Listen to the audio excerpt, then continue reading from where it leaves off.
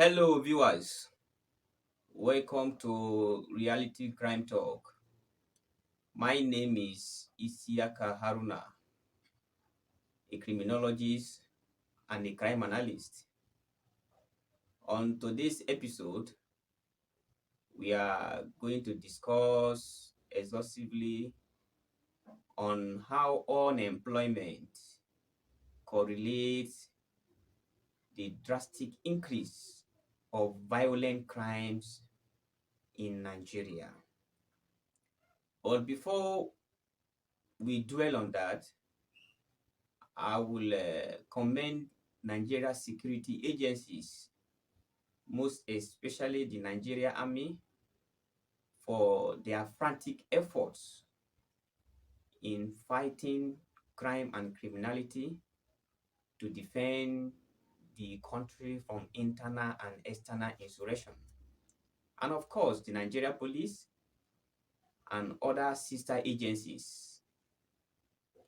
In recent years, Nigeria is saddled with multifaceted crime problems.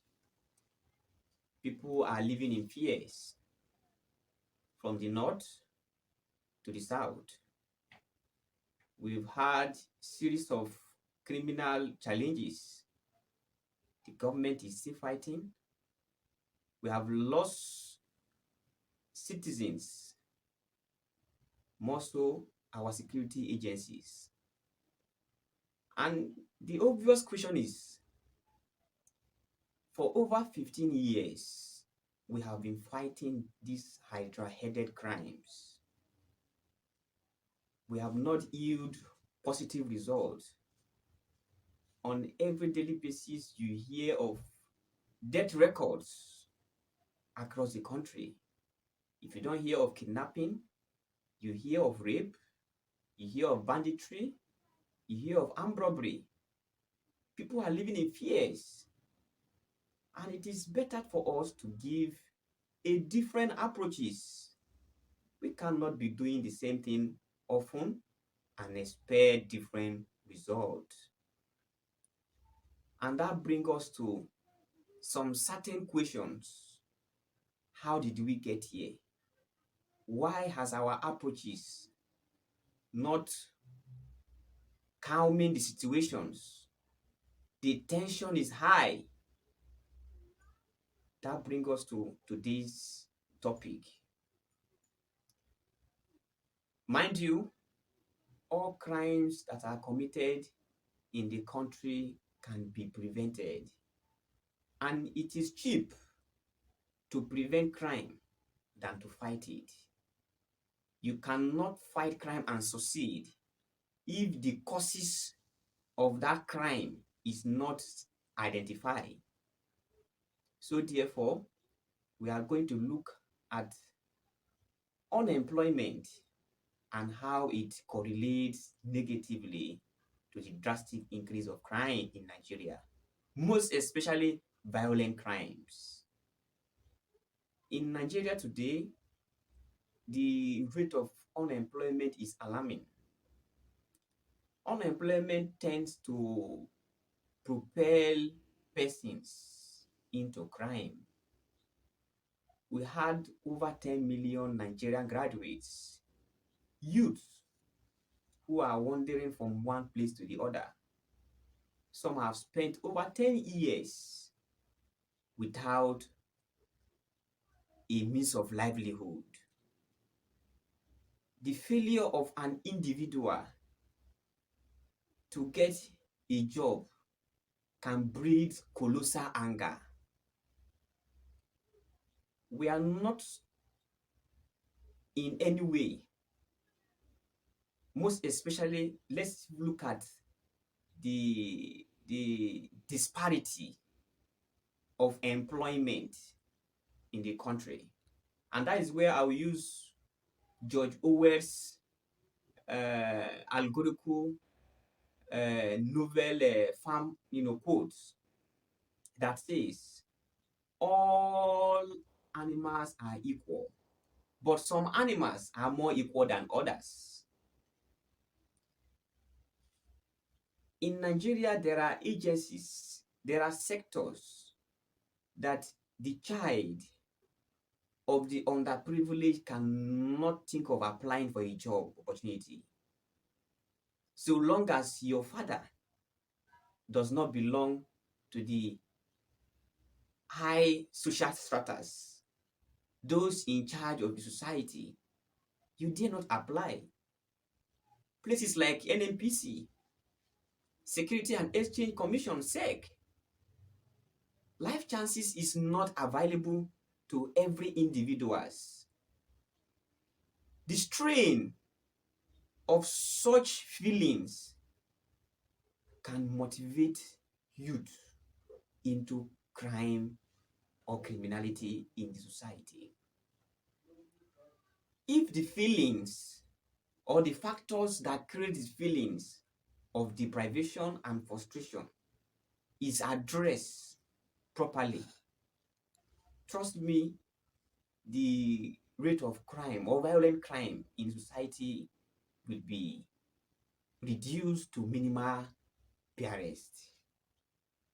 Aside from unemployment, there are other factors that constitute crime in the society, but unemployment rate constitute the vast majority of people involvement in criminality in society. If you are engaged, I don't think any politician will motivate you with a token to carry gun and involve in election violence. But because people can no longer meet their needs, just take for instance, you travel all the way from your local government or your state to city in search of greener pasture after your parents have spent thousands of money to sponsor you to obtain your degree, and you could not get a job for 5 years, 10 years, 15 years. I have seen a master degree holders, PhD holders doing many jobs. Some are even working for 30,000 naira. How do you expect him to marry? How do you expect him to live a standard life? How do you expect him? That social deprivation. You cannot be earning 30,000 naira in our contemporary days where dollar is ahead of naira. In fact, the gap is unimaginable. What can you afford with 30,000 naira? So the feelings of deprivation and frustration in the society, that equality is not there. If we must fight crime, let us try to prevent crime commission in society. Let us kill tribalism, nepotism, clientelism in the society. Let there be equal rights. Let there be employment based on merit, not by who you know. There are situations I have had some people paid thousands of money to get a government job, government-owned job. How do you expect such society to grow? Today, we are surprised how many youths in the country became so involved in fraud. Was it like this 10 years ago? Was it like this 15 years ago? No, it wasn't. We need a visionary leader. You can't even boost with your certificate because what have you achieved? Where has your result taken you to?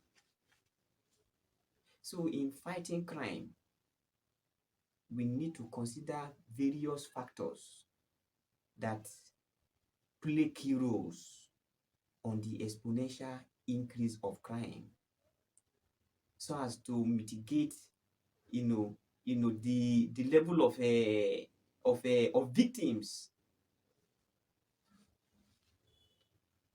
Gone are the days when only the poor are facing the victims of crime. Today, even the so-called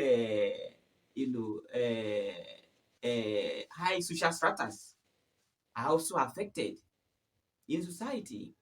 We have read several cases of attacks, even kidnapping. Crime is not justifiable. I am a criminologist. I don't support crime. I frown at crime at all cost. But we must try to curtail the the causes, identify why people involved in crime, so as to give us upper hand in preventing crime in the society. And don't forget, all crimes, like I said earlier, can be prevented. Before a crime is committed, there must be an opportunity to do so. So those opportunities needs to be addressed in your communities. There are various opportunities that needs to be blocked. In most cases, some of you out there ignorantly expose yourself to motivated what? Offenders who are ready to commit crime. Those opportunities are going to be addressed. All you need to do is to subscribe to our YouTube channel, like and follow our Facebook page, follow us on Instagram and Twitter. Stay safe.